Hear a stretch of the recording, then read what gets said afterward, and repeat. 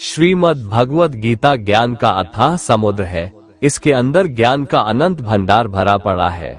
इसका तत्व समझाने में बड़े बड़े दिग्विजयी विद्वानों और महात्माओं की वाणी भी कुंठित हो जाती है, क्योंकि इसका पूर्ण रहस्य भगवान श्री कृष्ण ही जानते हैं। उसके बाद इसके संकलन करता वेद व्यास जी और श्रोता अर्जुन का नंबर आता है।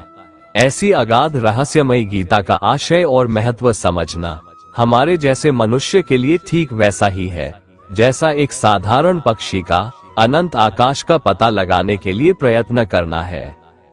भगवत गीता में कुल 18 अध्याय और 700 श्लोक है।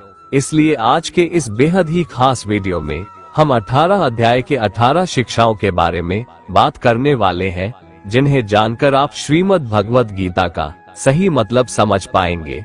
इसलिए इन विचारों को आप हर रोज जरूर सुने। तो चलिए वीडियो शुरू करते हैं। श्रीमद् भगवत गीता का पहला उपदेश ये है कि इस संसार में कोई भी अपना नहीं है। ये संसार एक माया है, क्योंकि यह बदलता रहता है, इसलिए इसके साथ कभी मोह नहीं करना चाहिए। जो हमारे पास है वो हमारे पास ही रहने वाला है, यही तो मोह है। इस संसार में किसी चीज को पकड़ने की कोशिश न करो और न उसे अपने पास हमेशा रखने के सपने देखो, क्योंकि माया को पकड़ना असंभव है।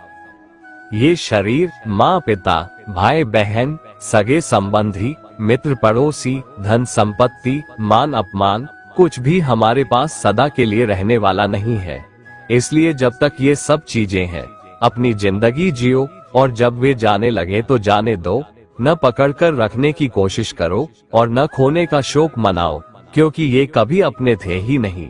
ये तो प्रकृति ने किसी उद्देश्य के लिए हमें कुछ समय के लिए दिए, और जब उद्देश्य पूरा हुआ तो वापस ले लिए। इसीलिए किसी भी चीज के लिए मोह मत करो। श्रीमद् भगवत गीता का दूसरा उपदेश ये है कि मनुष्य को अपने कर्म का फल भोगना ही पड़ता है। भगवान श्री कृष्ण भगवत गीता में कहते हैं, अवश्यमेव भोक्तव्यम कर्म कृतम शुभाशुभम, अर्थात मनुष्य को अपने शुभ एवं अशुभ कर्मों का फल भोगना ही पड़ता है। जिस प्रकार सैकड़ों गायों के बीच बछड़ा अपनी माँ को खोज लेता है, ठीक उसी प्रकार कर्म का फल आपको हजारों के भीड़ में भी खोज लेगा। मित्रों, एक समय की बात है, एक महात्मा अपने शिष्य के साथ घूमने के लिए निकले। चलते चलते जब महात्मा और उनका शिष्य एक तालाब के पास से गुजर रहे थे, तो उन्होंने वहां एक मछुआरे को पानी में जाल डाले मछली पकड़ते हुए देखा। शिष्य को ये बात बहुत बुरी लगी और वह मछुआरे को अहिंसा परमो धर्म का उपदेश देने लगा। लेकिन मछुआरा उसकी कोई बात समझने को तैयार नहीं हुआ। पहले मछुआरा शिष्य की बात को टालता रहा, लेकिन जब उसने शिष्य की बात नहीं माना तो दोनों के बीच में लड़ाई झगड़ा शुरू हो गया।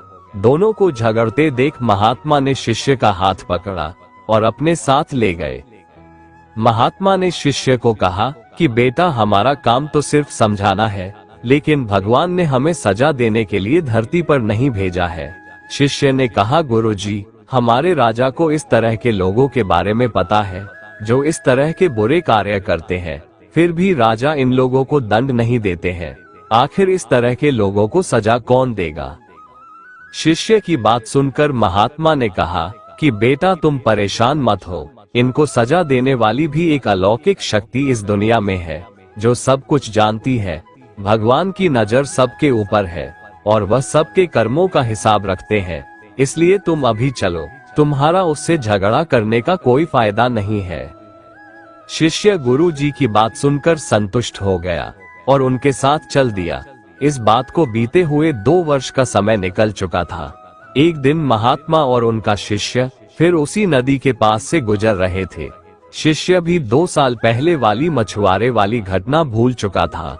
वहां उन्होंने एक घायल सांप को देखा जो बहुत परेशानी में था। उस सांप को हजारों चींटियां नोच नोच कर खा रही थी। शिष्य ने ये दृश्य देखा तो उसका दिल करुणा से भर गया। उससे ये सब देखा नहीं गया। वह सांप को बचाने के लिए जाने ही वाला था कि महात्मा ने उसका हाथ पकड़ लिया और उसको जाने से मना कर दिया। शिष्य ने गुरु से पूछा, आप मुझे सांप को बचाने के लिए क्यों नहीं जाने दे रहे? महात्मा ने कहा, इस सांप को अपने कर्मों का फल भोगने दो। अगर तुमने इसको बचाने की कोशिश की तो इस बेचारे को अगले जन्म में फिर ये दुख भोगने पड़ेंगे, क्योंकि कर्म का फल सभी को भोगना पड़ता है।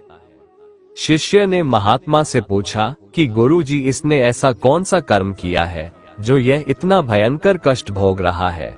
महात्मा ने कहा कि यह वही मछुआरा है जिसको तुमने 2 साल पहले मछलियों को न मारने का उपदेश दिया था और वह तुम्हारे साथ लड़ने के लिए तैयार हो गया था। वह मछलियां ही ये चींटियां हैं जो इसको नोच नोच कर खा रही है। शिष्य महात्मा की बात सुनकर हैरान हो गया और उसने महात्मा से कहा कि गुरुजी, यह तो बड़ा ही अजीब सा न्याय है। महात्मा ने कहा, बेटा, इस दुनिया में स्वर्ग और नरक के सारे दृश्य मौजूद हैं। तुम्हें इस धरती पर हर जगह ईश्वर के न्याय के नमूने देखने को मिल सकते हैं, इसलिए अपने कर्म को हमेशा याद रखना चाहिए, क्योंकि सच यही है, जो हम करेंगे वो एक दिन हमें भोगना ही पड़ेगा। महात्मा ने कहा कि हमारे जीवन का हर पल बहुत ही कीमती है, इसलिए इस जीवन को बुरे कर्म करके बर्बाद नहीं करना चाहिए। शिष्य को गुरु जी की बात समझ में आ गई। दोस्तों, यदि हम अपने जीवन में बहुत ज्यादा अच्छे कर्म करते हैं तो उसी के फलस्वरूप भगवान हमारे साथ न्याय करेंगे, इसलिए हमें जीवन में हमेशा अच्छे कर्म करने चाहिए। श्रीमद् भगवत गीता का तीसरा उपदेश ये है कि आज में जियो, कल की चिंता करना छोड़ दो। मित्रों, हमें कल की चिंता में आज को खराब नहीं करना चाहिए। अधिकतर लोग भविष्य के लिए धन संचय करते हैं, लेकिन वर्तमान में परेशान होते रहते हैं और इस तरह वह जीवन में कभी भी सुखी नहीं रह पाते हैं। मित्रों, एक बार की बात है, एक बहुत ही धनी व्यापारी था। उसके पास अपार धन संपत्ति थी। एक दिन उसने अपनी पूरी संपत्ति का मूल्य निकाला तो उसे मालूम हुआ कि उसके पास इतना धन है जिससे उसकी 7 पीढ़ियां आराम से जी सकती हैं। व्यापारी ने सोचा कि मेरी सिर्फ 7 पीढ़ियां ही सुखी रहेंगी, 8वीं पीढ़ी का क्या होगा, उन्हें सुख कैसे मिलेगा? ऐसा सोचकर वह एक संत के पास गया। संत से व्यापारी ने कहा कि महाराज, कृपया मेरी चिंता का निवारण करें। मेरे पास सिर्फ 7 पीढ़ियों के लिए ही धन है, मेरी 8वीं पीढ़ी भी सुखी जीवन जी सके, इसके लिए कोई उपाय बताएं। संत ने कहा कि गांव में एक वृद्ध महिला है, उसके घर में कमाने वाला कोई नहीं है, बड़ी मुश्किल से उसे रोज का खाना मिल पाता है। तुम एक काम करो, उस महिला को आधा किलो आटा दे दो, इस छोटे से दान से तुम्हारी समस्या हल हो जाएगी। व्यापारी अपने घर गया और वहां से एक बोरी आटा लेकर महिला के घर पहुंचा। उसने वृद्ध महिला से कहा कि मैं आपके लिए एक बोरी आटा लेकर आया हूँ, कृपया इसे ग्रहण करें। वृद्ध महिला ने कहा कि आज मेरे पास आटा है, इसीलिए मुझे ये नहीं चाहिए। व्यापारी ने बोला कि रख लीजिए, इससे आपको कई दिनों तक खाने की चिंता नहीं करनी पड़ेगी। महिला ने कहा कि मैं इसे रखकर क्या करूंगी, मेरे आज के खाने की व्यवस्था हो गई है। व्यापारी ने कहा कि ठीक है, ज्यादा मत रखो, थोड़ा ही ले लो, कल काम आ जाएगा। महिला बोली कि मैं कल की चिंता नहीं करती, जैसे आज खाना मिला है कल भी मिल जाएगा। महिला की बात सुनकर व्यापारी को समझ आ गया कि इस महिला के पास भोजन की व्यवस्था नहीं है, लेकिन ये कल की चिंता नहीं करती है। मेरे पास तो अपार धन संपत्ति है, फिर भी मैं बिना वजह चिंता कर रहा हूँ, मुझे इस चिंता का त्याग कर देना चाहिए। मित्रों, इसलिए भगवान श्री कृष्ण कहते हैं कि हमें कल की चिंता में आज को खराब नहीं करना चाहिए। श्रीमद् भगवत गीता का चौथा उपदेश ये है कि जो होता है अच्छे के लिए होता है, जो हो रहा है वो भी अच्छे के लिए हो रहा है, और जो आने वाले भविष्य में होगा वो भी अच्छे के लिए ही होगा। मित्रों, ऊपर वाले के फैसले पर कभी नाराज नहीं होना चाहिए, क्योंकि ऊपर वाला वह नहीं करता जो आपको अच्छा लगता है, ऊपर वाला वह करता है जो आपके लिए अच्छा होता है। मित्रों, एक बार की बात है, एक राजा तलवारबाजी कर रहा था तो अचानक से उसके अंगुली में कट लग गया। पास खड़े मंत्री अचानक बोल उठे, राजा साहब चिंता ना करें, जो होता है अच्छे के लिए होता है। ये सुनते ही राजा को गुस्सा आ गया और राजा ने उस मंत्री को कारागृह में बंद करने का आदेश दे दिया और सैनिकों से कहा कि इसको फांसी पर चढ़ा दिया जाए। ये सुनकर मंत्री घबरा गया। उसने राजा से निवेदन किया कि महाराज, मैंने आपके यहाँ इतने वर्षों तक काम किया है, क्या आप मेरी अंतिम इच्छा पूरी नहीं करेंगे? राजा बोला, ठीक है, बताओ क्या है तुम्हारी अंतिम इच्छा? मंत्री बोला, कृपया मुझे 10 दिन का समय दीजिए, उसके बाद आप मुझे जो चाहे वो सजा दे दीजिए। राजा ने उसकी अंतिम इच्छा मान ली। राजा दूसरे दिन अपने सैनिकों के साथ जंगल में शिकार पर निकले। जंगल के बीच में राजा अपने सैनिकों से बिछड़ गए और रास्ता भटक गए। रास्ता ढूंढते हुए राजा वनवासियों के बीच पहुंच गए, जो बलि देने के लिए किसी को ढूंढ रहे थे। वनवासियों ने राजा को पकड़ लिया और वन की देवी को बलि देने के लिए ले गए। बलि देने की सारी तैयारियां पूरी हो गई थी। जैसे ही राजा को बलि देने के स्थान पर ले जाया गया, वहां खड़े बुजुर्ग की नजर राजा की खंडित अंगुली पर पड़ी। उसने आवाज लगाई कि ये तो खंडित है, इसकी बलि नहीं दी जा सकती। जिसके बाद वनवासियों ने राजा को छोड़ दिया। राजा जैसे तैसे वहां से निकला और अपने राज्य पहुंचा और सबसे पहले कारागृह में बंद अपने मंत्री से मिलने पहुंचा। राजा ने मंत्री से कहा, आपने सही कहा था, अगर मेरी अंगुली नहीं कटी होती तो मैं आज जिंदा नहीं होता, यानी जो होता है वो अच्छे के लिए होता है।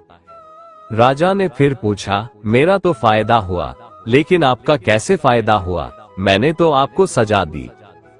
मंत्री बोला, मैं आपके साथ शिकार पर हमेशा रहता हूँ, लेकिन मेरे जेल में बंद होने के कारण मैं आपके साथ नहीं था, नहीं तो आपकी जगह मेरी बलि दे दी जाती, इसलिए मेरे साथ भी जो हुआ अच्छा हुआ। राजा प्रसन्न हुआ, लेकिन छोटी सी बात पर मंत्री को सजा देने का दुख भी हुआ, इसलिए राजा ने मंत्री को कारागृह से निकालकर फिर से अपने साथ रख लिया। दोस्तों, हमारे जीवन में भी बहुत से उतार चढ़ाव आते रहते हैं। कभी कभी कुछ चीजें मन मुताबिक नहीं होती हैं, इस कारण से कभी निराश नहीं होना चाहिए।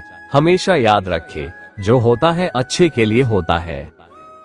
श्रीमद् भगवत गीता का 5वां उपदेश ये है कि चाहे किसी की मदद करो या ना करो, परंतु जानबूझकर कभी किसी का दिल नहीं दुखाना चाहिए, क्योंकि जब किसी का दिल आपकी वजह से दुखता है तो याद रखना, वो दर्द आपको भी एक दिन जरूर मिलेगा। मित्रों, एक बार की बात है, एक होटल में एक बहुत ही गरीब आदमी खाना खाने पहुंचा। लोग उसकी बदसूरत शक्ल देखकर उसे घृणा की दृष्टि से देख रहे थे। सभी लोग उस गरीब आदमी को होटल से जाने के लिए कह रहे थे, लेकिन होटल में काम करने वाली एक लड़की को उस गरीब आदमी पर दया आ गया और वह लड़की उसके पास आकर बोली कि बताइए, मैं आपकी क्या सेवा कर सकती हूँ। लड़की के इस दयालु व्यवहार से उस गरीब आदमी को बहुत ही ज्यादा आंतरिक खुशी हुई और उसने उसे बहुत धन्यवाद दिया, क्योंकि उस लड़की ने उसके साथ एक इंसान की तरह व्यवहार किया, न कि एक गरीब की तरह। होटल के मैनेजर ने उस लड़की को चेतावनी दिया कि अगर वह आदमी खाने के पैसे नहीं दे सका तो उसकी वेतन से काट लिया जाएगा। लड़की ने सहमति जताई और उस गरीब व्यक्ति से कहा कि आपको जो मर्जी है खा लो, क्योंकि आज मुफ्त में खाने मिल रहे हैं। गरीब आदमी ने खाना खाने के बाद उस लड़की को धन्यवाद दिया और खुशी खुशी वहां से चला गया। उसके बाद वह लड़की टेबल साफ करने के लिए आए तो उसने गरीब व्यक्ति द्वारा छोड़ा गया एक संदेश देखा, जिसमें लिखा था, आपका व्यवहार बहुत ही सुंदर है, मैं इस होटल का मालिक हूँ, लेकिन मैंने ये देखने के लिए खुद को एक गरीब के रूप में पेश किया कि हमारे कर्मचारी गरीब ग्राहकों के साथ किस प्रकार पेश आते हैं। आपको ये बताते हुए मुझे बहुत खुशी हो रही है कि आप इस होटल के नए प्रबंधक होंगे। आपको इस नए पद के लिए बहुत बहुत बधाई। मित्रों, इसलिए भगवान श्री कृष्ण कहते हैं कि किसी की मदद करो या मत करो, लेकिन जानबूझकर कभी किसी का दिल नहीं दुखाना चाहिए। श्रीमद् भगवत गीता का 6वां उपदेश ये है कि मृत्यु से कभी भय नहीं करना चाहिए। जन्म मरण हमारे हाथ में है ही नहीं, तो फिर इसका भय क्या करना। भगवान श्री कृष्ण कहते हैं, मृत्यु एक अटल सत्य है जिसे कभी बदला नहीं जा सकता है। इस संसार का जब से निर्माण हुआ है तब से जन्म मृत्यु का चक्र चलता आ रहा है। जिस प्रकार मनुष्य अपने पुराने वस्त्रों को त्याग कर नए वस्त्र धारण करता है, ठीक उसी प्रकार आत्मा पुराने व्यर्थ शरीर को त्याग कर नए शरीर को धारण करती है। ये प्रकृति का नियम है। इस सत्य को स्वीकार करके भयमुक्त होकर आज में जीना चाहिए। ज्ञानी व्यक्ति ना तो मरने वाले का शोक करते हैं और ना ही उनका शोक करते हैं जो अभी जिंदा है, क्योंकि वो जानते हैं जो मर गया वो फिर से जन्म लेगा और जो जिंदा है वो एक दिन जरूर मरेगा।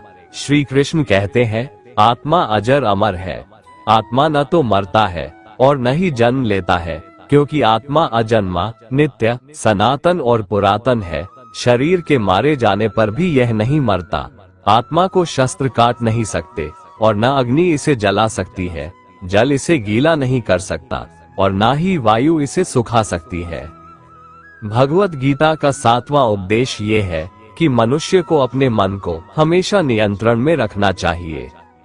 मनुष्य का मन वायु की तरह चंचल है। यह मन ही है जो मनुष्य को काम वासनाओं की तरफ भटकाता रहता है। अगर जीवन को सफल बनाना है तो मन पर काबू करना बहुत जरूरी है। मन को वश में करने से दिमाग की शक्ति केंद्रित होती है, जिससे कार्यों में सफलता मिलने लगती है। गीता के अनुसार जिस व्यक्ति ने अपने मन पर काबू पा लिया, वह मन में पैदा होने वाली बेकार की चिंताओं और इच्छाओं से भी दूर रहता है। साथ ही व्यक्ति अपने लक्ष्य को भी आसानी से प्राप्त कर लेता है। अगर मन को वश में नहीं करोगे तो वह तुम्हारा सबसे बड़ा शत्रु बन जाएगा और तुम्हें धर्म और सत्य के रास्ते से भटकाएगा। भगवत गीता का 8वां उपदेश ये है कि मनुष्य को क्रोध करने से बचना चाहिए। क्रोध मनुष्य को नरक की ओर ले जाने वाला द्वार है। क्रोध करने से व्यक्ति का मन अशांत हो जाता है। वो आवेश में आकर कई बार अपना ही नुकसान कर बैठता है। भगवान श्री कृष्ण कहते हैं, मनुष्य को क्रोध करने से बचना चाहिए। कितना भी गुस्सा आए, स्वयं को शांत रखने का प्रयास करें। मित्रों, एक बार की बात है, एक किसान को खेत में छोटा सा नेवला का बच्चा मिला। उसे वो घर ले आया। किसान और उसकी पत्नी उसे अपने बच्चे की तरह पाले। नेवला उनके प्रति बहुत वफादार था। किसान की पत्नी को पुत्र की प्राप्ति हुई। अब वो नेवला को लेकर चिंतित थी कि कहीं उसके बच्चे को कोई नुकसान न पहुंचा दे, इसलिए वो नेवला को घर से बाहर रखने लगी। एक सुबह किसान की पत्नी अपने बेटे को सुलाकर दरवाजा बंद करके उसके पिता से देख रेख करने को कहकर मंदिर गई। कुछ देर बाद किसान भी नेवले को बच्चे का ध्यान रखने बोलकर खेतों पर चला गया। नेवले ने देखा एक सांप खिड़की से कमरे में प्रवेश कर रहा है। नेवला भी खिड़की से कमरे में घुसा और छोटा होने के बावजूद सांप को मारने में सफल हुआ। सांप के खून उसके मुंह में लग गया। वापस नेवला खिड़की से बाहर आकर बैठ गया। जब किसान की पत्नी मंदिर से लौटी तो नेवला के मुंह में खून लगा देखकर अत्यंत क्रोधित हो गई। क्रोध ने उसके विवेक और सोचने की शक्ति का हनन कर दिया। फलस्वरूप अपने बेटे का कातिल समझकर उसने नेवले को पास ही पड़े बड़े पत्थर से उस पर पटक कर मार डाला और रोती बिलखती अंदर कमरे में भागी। उसने देखा उसका बेटा सुरक्षित है और सो रहा है तथा खिड़की के पास एक सांप लहूलुहान मृत पड़ा है। किसान की पत्नी को सच्चाई का पता लग चुका था, लेकिन क्रोधवश जो अनर्थ उससे हुआ था उसका पछतावा करने के अतिरिक्त कोई विकल्प नहीं था। बिना सही गलत जाने उसने रक्षक को ही शत्रु समझकर मार डाला था। इसलिए श्री कृष्ण कहते हैं, क्रोध से मनुष्य मूढ़ हो जाता है, फिर उसकी सोचने समझने की शक्ति भ्रमित होती है। भ्रमित होते ही विवेक नष्ट होता है और जब विवेक नष्ट होता है तो मनुष्य का पतन हो जाता है। श्रीमद् भगवत गीता का 9वां उपदेश ये है कि जो आपके साथ अधर्म करे, पाप करे, गलत करे, उसे सजा जरूर देना चाहिए। अगर आप उसे सहते हैं तो वो आपके साथ और गलत करता है। अगर आप उसे सहते हैं तो उसके पाप में आप भी भागीदार हो जाएंगे। अर्जुन श्री कृष्ण से कहने लगा कि जिनसे मैं युद्ध करने जा रहा हूँ, ये सब मेरे भाई हैं, मेरे गुरुजन हैं। मैं इनके सामने कैसे हथियार उठाऊं, इन्हें कैसे मारूं? तो भगवान श्री कृष्ण ने अर्जुन से कहा कि जिन्हें तुम अपना मानते हो वे सब अधर्मी हैं, वो पाप के पक्ष में खड़े हैं और अगर तुम इनका वध नहीं करेगा, युद्ध नहीं करेगा, तो समाज में और भी पाप बढ़ेगा, क्योंकि जब कोई ऐसे पापियों को नहीं रोकता है तो ये और भी ज्यादा पाप करते हैं। ऐसे ही जब कोई आपके साथ गलत करता है, आपको चोट पहुंचाता है, दुख पहुंचाता है और आप वो चुपचाप सहते रहते हैं, तो उससे सामने वाले को बल मिलने लगता है। वो आपको कमजोर समझने लगता है और आपके साथ गलत करने को वो अपना हक समझने लगता है। लेकिन जब आप उसके गलत व्यवहार को, उसके अधर्म को रोक लेते हैं, उसका विरोध करते हैं, तो वो अपनी सीमा में रहना सीख जाता है। ये कलयुग है। अगर इस जमाने में आपको खुश रहना है तो आपको अपनी रक्षा खुद ही करनी होगी। इसलिए कोई आपके साथ गलत करे तो उसे कभी सहना नहीं चाहिए। गीता का 10वां उपदेश ये है कि जो इंसान अपनी रक्षा खुद नहीं कर सकता, उसकी रक्षा भगवान भी नहीं कर सकते। श्री कृष्ण ने अर्जुन से कहा कि हे अर्जुन, तुम हर काल में मेरा स्मरण करते रहना और युद्ध भी करते रहना। तब अर्जुन ने श्री कृष्ण से पूछा कि ये युद्ध तो कुछ दिनों में समाप्त हो जाएगा, लेकिन आप कह रहे हैं कि तू हमेशा मेरा स्मरण करता रहना और युद्ध करते रहना। हे प्रभु, हमेशा युद्ध करने का क्या मतलब है? तो श्री कृष्ण ने अर्जुन से कहा कि ये जिंदगी ही रणभूमि है। इस जीवन में सुख दुख आते रहेंगे और तुम्हें उसका डटकर मुकाबला करना है। श्री कृष्ण ने ये नहीं कहा कि तू चुप कर बैठ जाना और मैं युद्ध करूंगा। मित्रों, बहुत गहराई है गीता के ज्ञान में। हमारे जीवन की डोर भी ईश्वर संभाल कर बैठे हैं, लेकिन युद्ध हमें ही करना है। ईश्वर को याद करना है कि हे ईश्वर, हमें शक्ति देना, मुझे समझ देना, मुझे बुद्धि देना, ताकि मैं अपनी जिंदगी की सारी लड़ाइयां जीत सकूं, मैं जिंदगी में सही मार्ग पर चल सकूं। लेकिन आपको अपनी लड़ाई भी खुद लड़नी पड़ती है।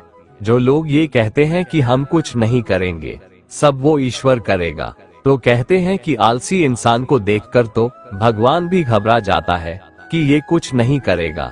भगवान ने बुद्धि दी है, समझ दी है, ईश्वर आपको प्रेरणा देते हैं, शक्ति देते हैं, लेकिन आपको अपनी रक्षा स्वयं ही करनी होगी। गीता का 11वां उपदेश ये है कि जो दुख में आपका साथ दे, मुश्किल वक्त में आपका साथ दे, वही आपका अपना है, बाकी सब पराये हैं। अपनेपन का नाटक करने वाले बहुत लोग होते हैं, बड़ी बड़ी बातें करने वाले बहुत लोग होते हैं कि हम आपसे बहुत प्रेम करते हैं। कोई भी दुख हो, कोई भी तकलीफ हो, हमें याद करना। लोग दुख उठाने की बात करते हैं, लोग आने जाने की बात करते हैं, हाथ मिलाना तो ठीक से नहीं जानते और दिल मिलाने की बात करते हैं। जब सच में आपकी जिंदगी में तकलीफ आएगी ना, तब आपको समझ में आ जाएगा कि आपका साथ देने के लिए कौन खड़ा है। क्योंकि उस समय पर सारे लोग भाग जाते हैं, क्योंकि लोगों को पता होता है कि ये व्यक्ति हमारे पास आया तो हमसे मदद ही मांगेगा, हमको कुछ दे नहीं पाएगा। लोग आपसे सिर्फ तभी रिश्ता रखते हैं कि आप उन्हें कुछ दे सकते हैं, आपसे उन्हें कुछ फायदा हो सकता है। लेकिन जब लोगों को ये पता चल जाता है, समझ में आ जाता है कि उनको आपसे कोई फायदा नहीं होने वाला, बल्कि उनको आपकी मदद करनी पड़ेगी, तो वो आपको दूर से ही देखकर भाग जाते हैं। इसलिए जो आपके मुश्किल वक्त में आपके साथ खड़ा हो जाए, सिर्फ वही आपका अपना होता है। बाकी इस दुनिया में सब पराये हैं, क्योंकि सिर्फ अपना अपना कह देने से कोई अपना नहीं हो जाता। श्रीमद् भगवत गीता का 12वां उपदेश ये है कि धोखा अपने ही देते हैं। अक्सर आपको चोट वही लोग पहुंचाते हैं जो आपके अपने होते हैं, जो आपके दिल के ज्यादा करीब होते हैं, क्योंकि उनको आपकी कमजोरियों का पता होता है। बाहर वाला आपको धोखा नहीं दे सकता, क्योंकि उसको आपके बारे में पता ही नहीं है कि आपको चोट कहां पहुंचती है। लेकिन जो आपका अपना है, आपका खास है, उसे बहुत गहराई से पता होता है कि इसकी कमजोरी क्या है, क्या ऐसा करें जिससे इसको दर्द पहुंच सकता है, जिससे इसको हम नीचा दिखा सकते हैं, इसको चोट पहुंचा सकते हैं। ये कलयुग है, इसमें बाहर वालों से नहीं, जो हमारे अपने हैं उनसे ही सावधान रहना होता है। गीता का ये सबसे महत्वपूर्ण ज्ञान है, क्योंकि महाभारत की लड़ाई पराये लोगों में नहीं थी, ये भाइयों की लड़ाई थी, एक ही परिवार की लड़ाई थी, सब आपस में एक ही वंश के लोग थे। कितनी बार दुर्योधन ने जहर देकर भीम को मारना चाहा, न जाने कितनी बार दुर्योधन ने पांडवों को जान से मारने की कोशिश की। वो उसका पराया नहीं था, उसका भाई था। सारी लड़ाइयाँ घर के अंदर ही होती है, बाहर कौन लड़ेगा हमसे, घर में ही सारे झगड़े होते हैं। तो आपको चोट सिर्फ वही लोग पहुंचा सकते हैं जो आपके अपने हैं। गीता का 13वां उपदेश ये है कि अपना काम बनाने के लिए लोग आपकी तारीफ करेंगे, आपसे रिश्ता बनाने की कोशिश करेंगे, लेकिन उनके व्यवहार को सच मानकर अगर आप फंस जाएंगे तो आगे चलकर आपको ही नुकसान होगा। कहते हैं कि लोग अपना काम निकालने के लिए गधे को भी बाप बना लेते हैं। वास्तविकता में अभी वही युग चल रहा है जहां लोग अपना स्वार्थ पूरा करने के लिए किसी भी हद तक गिर सकते हैं। भगवान श्री कृष्ण कहते हैं, किसी के मीठे शब्दों में कभी मत फंसना, बल्कि आंखें खोलकर इंसान को परखना सीखो। श्रीमद् भगवत गीता का 14वां उपदेश ये है कि मनुष्य को हमेशा अपने विचारों को संयम में रखना चाहिए। भगवान श्री कृष्ण कहते हैं, अगर सही मायने में आप अपना जीवन बदलना चाहते हो तो सबसे पहले आपको अपना मन बदलने के लिए तैयार रहना पड़ेगा, क्योंकि जैसा आपका मन रहेगा वैसे ही आपके विचार होंगे, और जैसे आपके विचार होंगे वैसे ही आपका जीवन होगा। नीच विचार रखोगे तो नीच बन जाओगे, अच्छे विचार रखोगे तो ऊंचाई पर जाओगे। और इस चीज को लेकर भी कभी दुखी मत होना कि कोई आपको समझ नहीं पाता। इस दुनिया में हर किसी के अंदर इतनी काबिलियत नहीं है कि वो तुम्हारी काबिलियत को समझ पाए। गीता का 15वां और महत्वपूर्ण उपदेश ये है कि मनुष्य को हमेशा सत्य के मार्ग पर चलना चाहिए। भगवान श्री कृष्ण कहते हैं, जिस प्रकार प्रकाश की ज्योति अंधेरे में चमकती है, ठीक उसी प्रकार सत्य भी चमकता है। इसलिए व्यक्ति को सदैव सत्य के मार्ग पर चलना चाहिए। जीवन में कितना भी कठिनाई आए, जो व्यक्ति सत्य का मार्ग कभी नहीं छोड़ता, आखिर में उसकी जीत निश्चित होती है और अंत काल में वह परमात्मा के परम धाम को प्राप्त होता है। श्रीमद् भगवत गीता का 16वां उपदेश ये है कि हमें परमात्मा पर संपूर्ण प्रतिशत भरोसा करना चाहिए। भगवान श्री कृष्ण कहते हैं कि जो मनुष्य ईश्वर में श्रद्धा नहीं रखते, वह अज्ञानी मनुष्य जीवन में कभी भी सुख, शांति और सफलता को प्राप्त नहीं कर पाते। ऐसे मनुष्य की बुद्धि विपरीत हो जाती है।